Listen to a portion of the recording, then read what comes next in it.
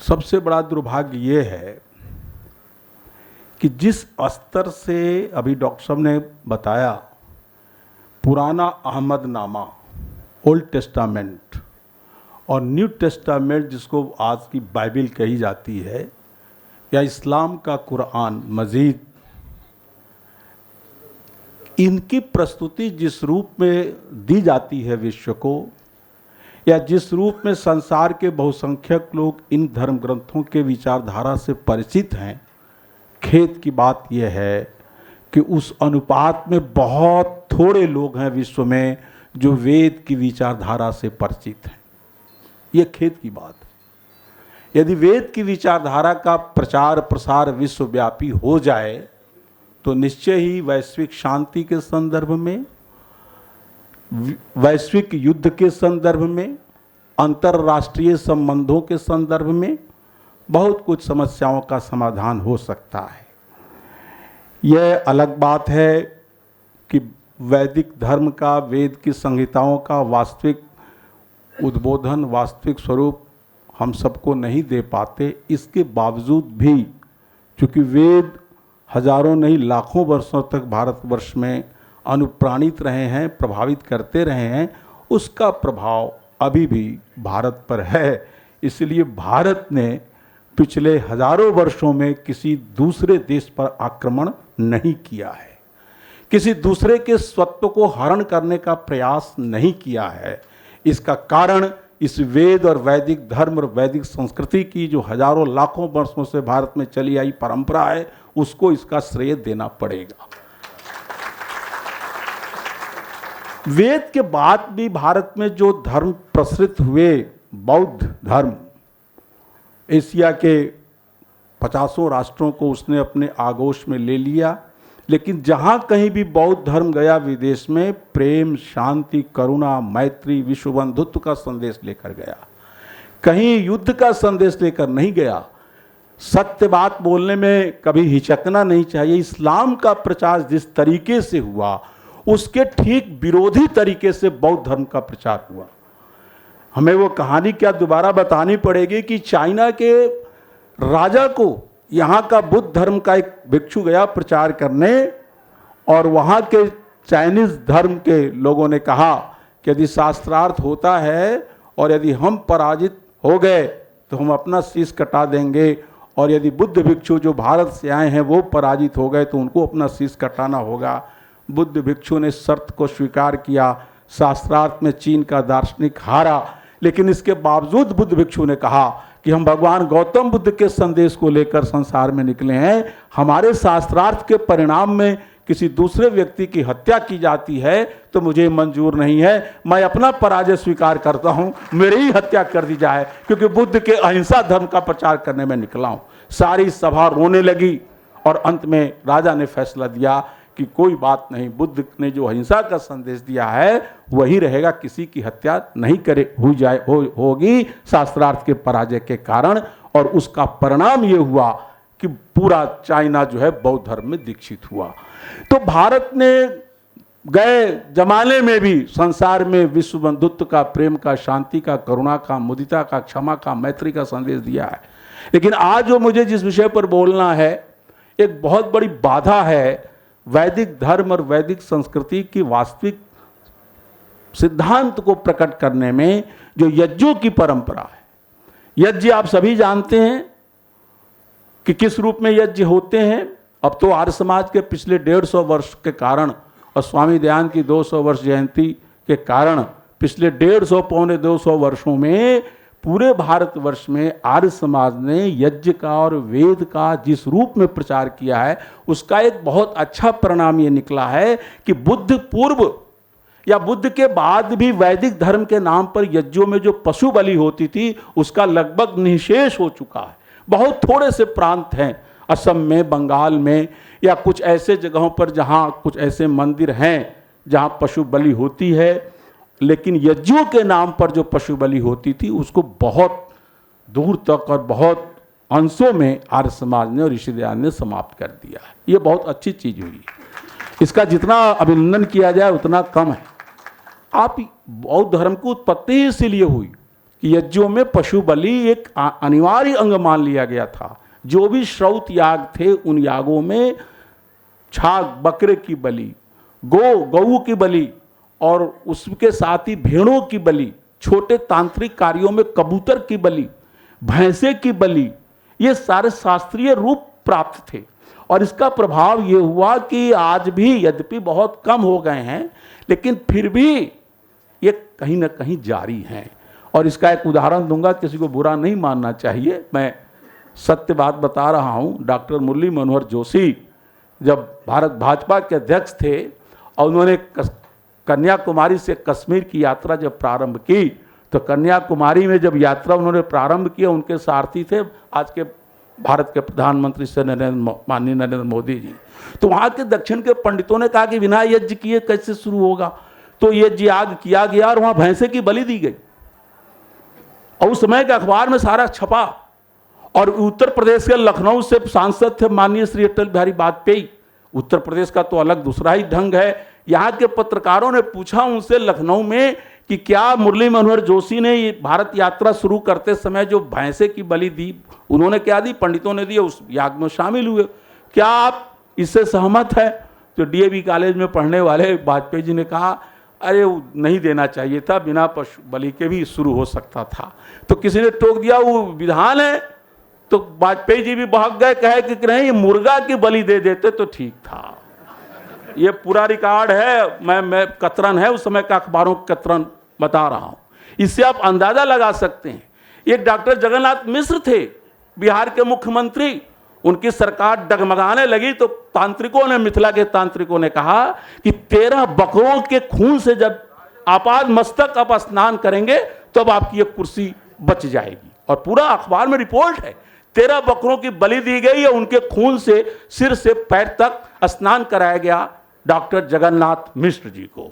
तो इस प्रकार की चीजें चलती। अभी मैं चलने लगा, अभी अमेठी से यात्रा कर रहा था, 4 बजे भोर में गाड़ी आके वहीं रुक गई बाबूगढ़ में। तो मैंने सोचा एक स्टेशन पहले 1-1.5 घंटा रोक दिया। तो मैं मोबाइल में देखने लगा, हिंदू धर्म के एक प्रसिद्ध संत हैं जिनका नाम है राघवाचार्य। और राघवाचार्य के यूट्यूब पर उनके जो पॉडकास्ट होता है उसके दर्शकों की संख्या 1 लाख से अधिक है। उनका व्याख्यान आ रहा था, आज सुबह की बात बता रहा हूं। उन्होंने कहा कि वेद में जो पशु बलि का विधान है वो बहुत उचित है। और पशु बलि का विधान होने से ये फायदा होता था कि मारते समय जो हमारे पंडित मंत्र पढ़ते थे और मरते समय जो पशु उन पंडितों को देखता था, पवित्र पंडितों का दर्शन करता था, पवित्र वेद मंत्रों का सुनता था, तो शास्त्रों में कहा गया है कि मरते समय यदि आदमी जो भावना रखता है वो तदनुरूप उसका अगला जन्म होता है। तो मरा हुआ पशु गौ आदि उन पवित्र पंडितों का मुख देख करके, पवित्र वेद मंत्रों का श्रवण करके मरता था, इसलिए अगले जन्म में ब्राह्मण कुल में पैदा होकर वेद का विद्वान बनता था। ये आज मैं सुना हूं राघवाचार्य जी का व्याख्यान। तो ये इस प्रकार के जो कुतर्क हैं, स्वामी दयानंद ने कहा कि पहली बात तो है कि यज्ञ का एक पर्यायवाची शब्द है अध्वर। यज्ञ है, क्रतु है, अध्वर है। जैसे पर्यायवाची होते हैं जल के, कमल के, पृथ्वी के, वैसे ही अध्वर का अर्थ ही यही है। ध्वरते हिंसा कर्मा तत्प्रतिषेधा, हिंसा कर्म का जिसमें बिल्कुल प्रतिषेध हो उसी को अध्वर कहते हैं। और यज्ञ में जो 4 ऋत्विक नियुक्त किए जाते थे, एक का नाम ब्रह्मा होता था, दूसरे का नाम अध्वर्यु, तीसरे का नाम उद्गाता और चौथा जो है ब्रह्मा जो ऋग्वेद वाला होता था। ऋग्वेदेन वही होता करोति, यजुर्वेदेन अध्वर्यु, सामवेदेन उद्गाता, अथर्वा वही ब्रह्मा, चतुर्वेद विद ब्रह्मा। 4 वेदों का विद्वान ब्रह्मा होगा अथवा अथर्ववेद का विद्वान ब्रह्मा होगा, लेकिन यजुर्वेद का विद्वान जो होगा उसको अध्वर्यु। अध्वर्यु का काम यही रहता था कि यज्ञ में देखे कि किसी भी प्रकार का हिंसा कर्म न हो। आप जो यज्ञ की वेदी बनती है तो चारों ओर जो पानी छिड़का जाता है उसका एक प्रयोजन यह भी था कि अब यज्ञ शुरू हो गया है, उस यज्ञ वेदी के अंदर चींटी आदि भी ना आ जाए, इसलिए पानी के रेखा बना करके उधर ही रह जाए। इतनी सूक्ष्म रूप से जहां अहिंसा का विचार किया जाता था, उस देश में पशु बलि की प्रथा मध्यकाल में प्रचलित हुई और कबीरदास को लिखना पड़ा। क्या लिखे कबीरदास जी, जो पढ़े लिखे नहीं थे, लेकिन देखा समाज में तो कहा अजा मेध गो मेध जगह अश्वमेध नरमेध, कहे कबीर अधर्म को धर्म बतावे वेद। तो ये स्थिति थी कि अजावेद माने बकरी का, और गोमेध, अश्वमेध, नरमेध। एक बड़ा यूट्यूबर है, उसका नाम पंडित नित्यानंद मिश्र है। पिछले दिनों उसने हाइपर टेस्ट करके, एक बड़ा अच्छा आता है यूट्यूब पर, उसने वह व्याख्यान दिया। उसने कहा कि वेदों में पशु बलि का विधान है, आर्य समाज के लोगों ने पशु बलि को रोक करके वेद विरुद्ध कार्य करना प्रारंभ कर दिया है। तो आप समझ सकते हैं कि किस प्रकार जिस ऋषि दयानंद ने यज्ञों को इस पाप पंख से मुक्त किया, वहां कुछ लोग ऐसे हैं कि अभी भी उसी में कीचड़ में रहना चाहते हैं और ऐसे ऐसे कुतर्क पेश करते हैं। लिखा है चारवाक ने, स्वामी चारवाक धर्म ने क्या कहा, पशुश्च निहित, यदि तुम ये मानते हो कि पशुओं की बलि दी जाती है जो में वो स्वर्ग में पहुंच जाते हैं, तो तुम क्यों नहीं अपने माता पिता को बलि दे देते? क्यों नहीं तुम अपने गुरु को बलि दे दो? बुढ़ौती में तो दे ही दो, पता नहीं मरे, ऐसे मरेगा तो स्वर्ग पहुंचे न पहुंचे, बलि दे दो पहुंच जाएगा।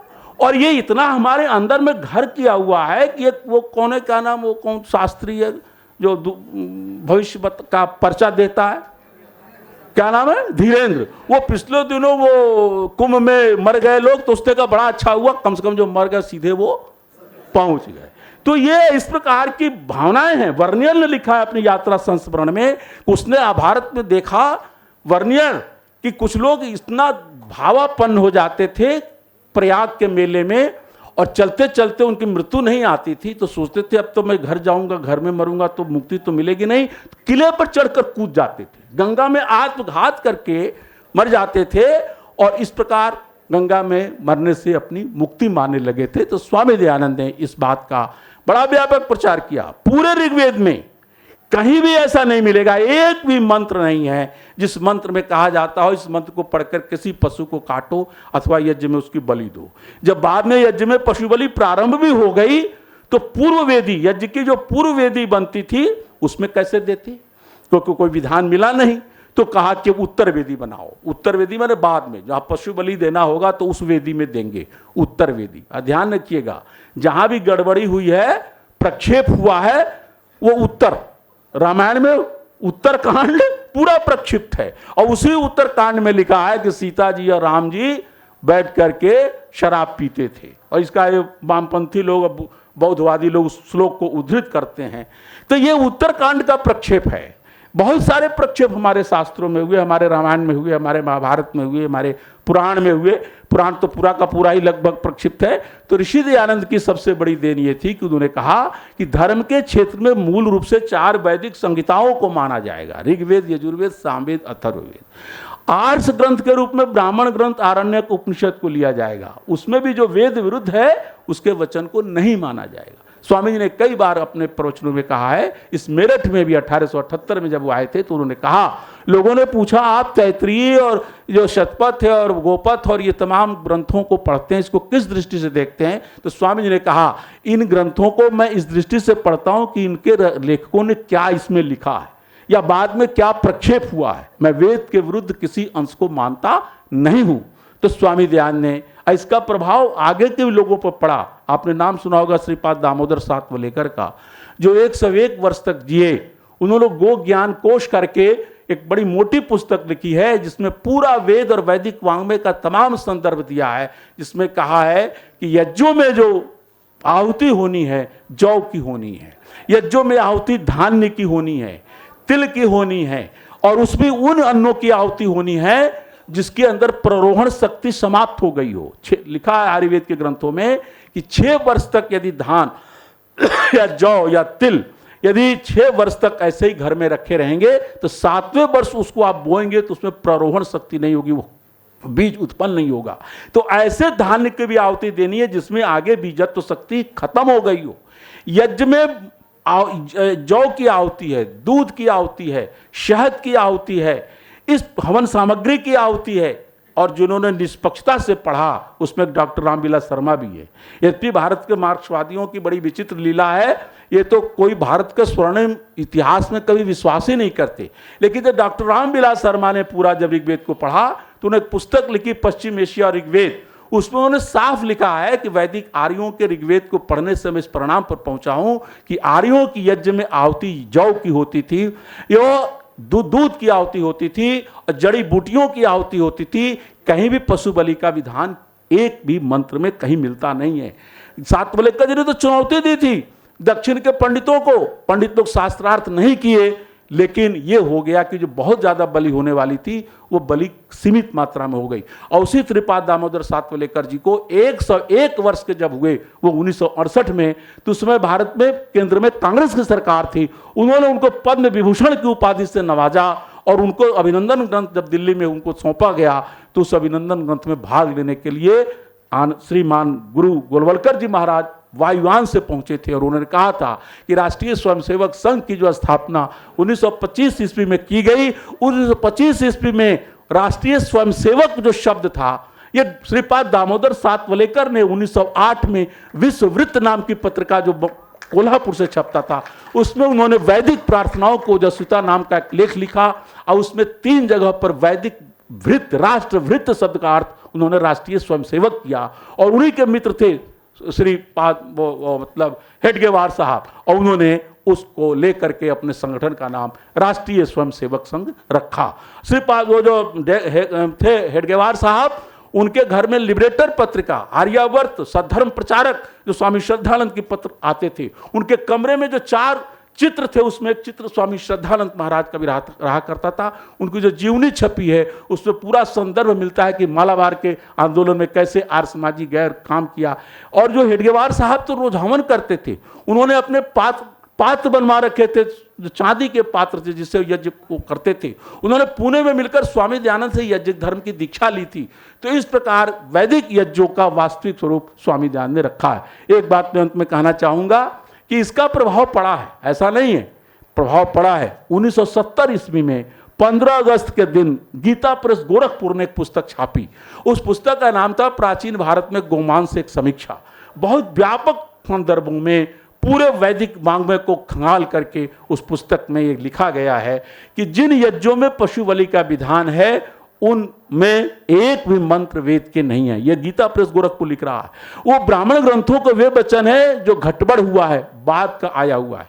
उन्होंने यहां तक कि नैषध महाकाव्य है श्री हर्ष का और उत्तर रामचरित नाटक है भभूति का, इन दोनों का उल्लेख करते हुए कहा है कि ये दोनों नाटककार या महाकाव्यकार अपने काल से प्रभावित होकर के पशु बलि की बात या हिंसा की बात करते हैं। वस्तुतः ऐसा नहीं है। एक बार एक मेरे मित्र हैं, वो वामपंथी मित्र हैं, वेदों पर अजीब अजीब चर्चा करते हैं। स्वामी सत्यप्रकाश जी कहते थे कि वामपंथियों की आदत है, एक तरफ तो कहेंगे वेदों में कुछ नहीं है, वेद में किसी काम का कुछ है ही नहीं। श्रीपाद अमृत डांगे की पुस्तक पढ़िए तो वो इतनी घटिया बात लिखते हैं जो सुनाने से भी शर्म आती है। वो कहते हैं कुछ नहीं, ऋषि लोग वो जलाते थे अग्नि और उसी के आगे मांस भून कर खाते थे, शराब पीते थे, रमणियों के साथ सहचार करते थे, यही यज्ञ का स्वरूप था। ऐसी बात लिखने वाले वामपंथी भी जो कहते वेदों में कुछ नहीं है, लेकिन अपने मनमाफिक सारी बातें निकाल देंगे, जो कहेंगे वेद में कुछ भी नहीं है और जो उठपटांग सब निकाल देंगे। तो गीता प्रेस गोरखपुर वालों ने कहा कि वेद के मंत्र प्रस्तुत करना होगा। आप शौत ग्रंथ के आधार पर या किसी प्रक्षिप्त ग्रंथ के आधार पर इस प्रकार की बात नहीं रख सकते। तो गीता प्रेस गोरखपुर पर इसका प्रभाव पड़ा। बहुत जगहों पर हम तो जहां से आते हैं, हमारे यहां से 150-200 किलोमीटर है मिर्जापुर, वहां एक मंदिर था जिस मंदिर में पशु बलि होती थी। आर्य समाज के आर्य विदल के लोगों ने 1971-72 में बड़ा आंदोलन खड़ा किया और आज वहां पशु बलि बंद हो चुकी है। हजारीबाग बिहार में एक जगह था जहां पशु बलि होती थी, वहां भी पशु बलि बंद हो चुकी है। तो यज्ञों में पशु बलि का देना अब इससे बड़ा क्या घृणित कार्य हो सकता है। मनुस्मृति में तो कहा है 5 महायज्ञ कौन है? ब्रह्म यज्ञ है, देव यज्ञ है, पितृयज्ञ है, बलि वैश्य देव यज्ञ है और अतिथि यज्ञ है। ये महायज्ञ हैं जो कम खर्चे में होते हैं। संध्या का करना, वेद का पढ़ना, ये ब्रह्म यज्ञ है। विद्वानों का सत्कार करना और यज्ञ में आहुतियां देना, ये हवन सामग्री की घृत की, ये देव यज्ञ है। माता और पिता की सेवा शुश्रूषा करना, ये श्राद्ध तर्पण, ये पितृयज्ञ है। जीवित माता पिता, जीवित सास ससुर, जीवित दादा दादी, जीवित परदादा परदादी, 3 पीढ़ियों तक का श्राद्धम द्विविधम एको दिष्टम पार्वणम चेती। यदि परिवार में एक पिता जीवित है, माने एक परिवार का पुराना पुरखा एक है, तो एकोद्दिष्ट श्राद्ध है। लेकिन सौभाग्य से हमारे परिवार में पिता जीवित है, पितामह जीवित है, प्रपितामह जीवित है, इससे आगे का नहीं, क्योंकि एक व्यक्ति युवावस्था में ये 3 पीढ़ी तक का ही श्राद्ध कर सकता है। जीवित माता पिता का, जीवित दादा दादी का, जीवित परदादा परदादी का, जिसको पार्वण श्राद्ध कहा गया। तो ये जीवित माता पिता का, दादा दादी सास ससुर की सेवा, ये पितृयज्ञ है। और अंत में जो बलिवैश्य देव यज्ञ कहा है, चींटी हो, मछली हो, कुत्ता हो, गाय हो, जो पशु हैं, जो पक्षी हैं, जो गौरैया है, जो कौवा है, इनको भी खिलाना, क्योंकि हम मनुष्य हैं, सबके बड़े भाई हैं, ये सब छोटे हमारे भाई हैं। काकेभ्य बलि, कौओं को खिलाना है, चींटी को देना है, मछलियों को जाके देखे वो लोग नदी में, ऋषिकेश में वो आटे का छोड़ते हैं। गौ का माताएं खाना बनाती थी तो पहला रोटी गौ के लिए और अंतिम रोटी कुत्ते के लिए। तो ये जो बलिवैश्य देव यज्ञ था, ये बलिवैश्य देव यज्ञ है। नृयज्ञो तिथि पूजनम, जो अतिथि हमारे घर में आते हैं उनका सेवा करना, सत्कार करना, ये नृयज्ञ है और ये अतिथि यज्ञ है। ये 5 महायज्ञ है। इन यज्ञों का वास्तविक स्वरूप ये है। इसी प्रकार किसी भी प्रकार मन में मनौती मानना बंद कर दीजिए। ये ओझा लोग हैं, सोखा लोग हैं, ऐसी सी बात करते हैं। किसी को लड़का नहीं पैदा हो रहा हो, शादी हुए 3 साल हो गया, 4 साल हुआ, तो बहका देते हैं कि बगल में किसी लड़के को तुम बलि दे दो तो तुम्हारे बच्चा हो जाएगा। और अखबार आप पढ़िए, कोई ऐसा साल नहीं है जिसमें 2, 4, 5, 10 कम से कम जो अखबारों में आती है, कोई अपने बेटे के लिए नहीं हो रहा है तो दूसरे के बेटे को पकड़ के बलि न दे देता हो, ओझा कहने पर, शोखा कहने पर, तांत्रिक कहने पर। अब कोई शंकराचार्य फतवा नहीं जारी करता कि फतवा जारी कर दो कि ये सारे ओझा शोखा तांत्रिक जो घूमते हैं इनको पकड़ में जेल में डाल दो। इनको जेल में डाल देना चाहिए, इनके कार्य पर बड़ी निगरानी रखनी चाहिए। ये आज मनुष्य तक की बलि देने की बात करते हैं और दे देते हैं। तो इस प्रकार यज्ञों का जो वास्तविक स्वरूप है वो 5 महायज्ञों के रूप में है, जिसका प्रचार स्वामी दयानंद ने 5 महायज्ञ विधि देख करके किया। और 16 संस्कार के रूप में है, जिसके लिए ऋषि ने संस्कार विधि ग्रंथ लिखे। और जितने भी ये उसमें अनैतिक बातें थीं, बुद्धि विरुद्ध बातें थी, विज्ञान विरुद्ध बातें थी, उनका स्वामी जी ने विरोध किया। इस रूप में वैदिक यज्ञों का स्वरूप हमारे सामने आता है।